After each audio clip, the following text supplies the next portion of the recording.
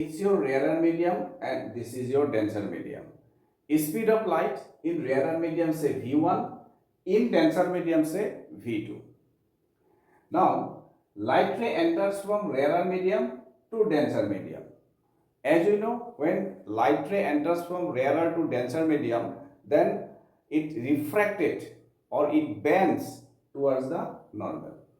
Here it is the separating surface, and above it is rarer medium and below suppose denser medium. When light ray enters from rarer to denser medium, then it bends towards the normal. Mathematically you can say angle of incidence say I, so I is always greater than R when light ray enters from rarer to denser medium. Now refractive index of medium 2, this is medium 2, with respect to medium 1, by Snell's law you can say sin I over sin R. Now as I is greater than R, so you can say sin I is definitely greater than sin R. Then what you will get? Sin I by sin R is greater than 1. So sin I by sin R greater than 1, this value is greater than 1. It means refractive index of denser medium always greater than 1. Then you see, say speed of light here it is V1 and speed of light here V2. So you can say refractive index of medium 2 with respect to medium 1, it is your speed of light in medium 1, that is V1 by V2. Two expressions we have got.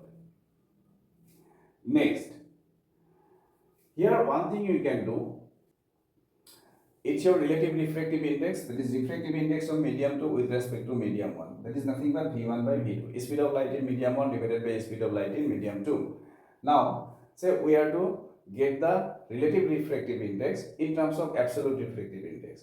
So absolute refractive index of some medium is what? Speed of light in air, that is your C divided by speed of light in that particular medium. So that's why here what you can do, see here, let me write V1 by V2 into C by C. C means speed of light in air. So now you see here, this C by V2, C by V2, and V1 let me take here, simplest way V1 by C. Now simple arithmetic, what you can do, it is your C by V2, C by V2 as it is, whole thing divided by this, we can write V1 by C, we can write here C by V1. See, if you simplify this, that will be CV1 by CV2. Yes, CV1 by CV2. Next you see, then N21 is equal to, this is what? Speed of light in vacuum or air divided by speed of light in what? Medium 2. It's nothing but absolute refractive index of medium 2. So you can write N2 by, here it is speed of light in air divided by speed of light in medium 1. That's your N1. So if you want to write relative refractive index of medium 2 with respect to medium 1, then in terms of absolute refractive index, it will be absolute refractive index of medium 2 divided by absolute refractive index of medium 1. Now see, if we combine all these, what you get? Relative refractive index of medium 2 with respect to 1 equal to, first expression, sin I by sin R equal to, in terms of speed of light, it is V1 by V2, that is speed of light in medium 1 by speed of light in medium 2. And in terms of absolute refractive index, that's your absolute refractive index of medium 2 by absolute refractive index of medium 1. One more expression is there in terms of your wavelength. Now you remember, when light ray enters from one medium to some other medium, frequency does not change. It remains the same. Only speed and wavelength changes. So if we consider, say in medium 1, frequency is new, then in this medium also frequency is new, it never changes. Wavelength will be changed. Say wavelength is lambda 1, here wavelength is lambda 2. And as you know, speed is equals to your what? Frequency into wavelength, that is your new lambda. So if we write this v1 by v2, that is speed of light in medium 1.